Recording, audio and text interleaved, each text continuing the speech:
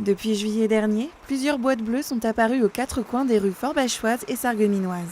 325 bennes bleues destinées au recyclage de papier et emballages cartonnés ont été recensées pour un mode de vie plus écolo. Après avoir récolté le contenu des bennes bleues, direction le centre de tri de Sainte-Fontaine. On se rend compte que l'utilisation de ces bennes rapporte un franc succès sur l'ensemble des agglomérations qui sont concernées. Bon, il y a Forbach et Sarreguemines, il y a plus de 325 bennes qui ont été installées. Le flux qui arrive ici comporte du papier propre, il n'y a pas de mélange avec d'autres déchets, etc. Donc c'est le but recherché par cette opération, justement pour améliorer la qualité et la quantité du papier collecté. À l'initiative de ce projet, l'entreprise Citeo et la région Grand Est. Les ateliers de l'économie circulaire est un projet financé par Citeo, lancé le 28 mars 2018. Il met en œuvre d'une part le CIDEM pour la collecte et Norske pour la transformation des objets recyclables. Les acteurs ont suivi le périple du papier, notamment les papiers journaux, selon la boucle d'économie circulaire. Après que les lecteurs aient jeté leurs papiers usagés dans la benne appropriée, les collectivités locales envoient les camions les chercher. Des papiers triés puis achetés par une unité de recyclage. Transformé ensuite à neuf, ce papier est redistribué pour servir à nouveau aux lecteurs. Citeo avec la région Grand Est, nous avons convenu dans le cadre des ateliers de l'économie circulaire de mettre en avant tout ce qui se fait sur les territoires.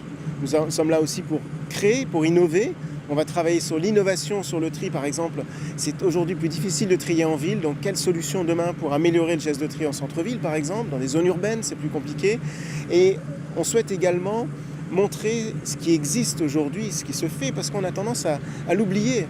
Cette économie du recyclage, on pense que la France perd son industrie. Non, en termes de recyclage, la France ne perd pas son industrie, la France développe son industrie.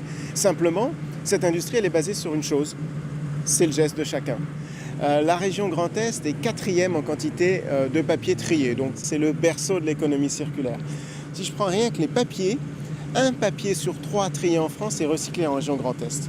Donc c'est une région où l'industrie du recyclage est omniprésente et c'est un enjeu économique et en termes d'emploi aussi sur le territoire bien évidemment. Donc quand je trie, je permets aussi, outre le fait bien évidemment de préserver l'environnement, je permets à des emplois d'être créés. Ainsi, des employés des deux collectivités du CIDEM, soit les communes de Forbach, Port-de-France et Sarreguemines, ont aussi assisté au voyage du jour. Arrêt numéro 1, Sainte-Fontaine. Les papiers récoltés des bennes sont d'abord triés sur le site. Le tri des fibreux se fait de manière manuelle aujourd'hui sur le centre de tri. On vient séparer donc tout ce qui est très gros, les gros cartons, dans une première cabine. Et ensuite, il y a un ensemble de deux machines de pré-tri, je dirais, pour garder tout ce qui a la taille d'un journal ou d'une feuille A4. Et laisse passer les petits papiers qui auraient été déchirés ou froissés. C'est le flux principal. C'est celui qui est repris donc par notre partenaire industriel, le papetier Norske Skog à Golbey. On est en fait à l'intermédiaire entre le tri qu'on veut le plus efficace et le plus simple possible pour les ménages, et puis les exigences de la filière industrielle de rentrer dans ce qu'on appelle les cahiers des charges des filières. Direction Golbey au nord d'Épinal pour la suite de la visite. L'entreprise Norske a accueilli cet après-midi leurs partenaires mosellan et les représentants de la région. À Norske, près de 500 000 tonnes de papier sont recyclées par an.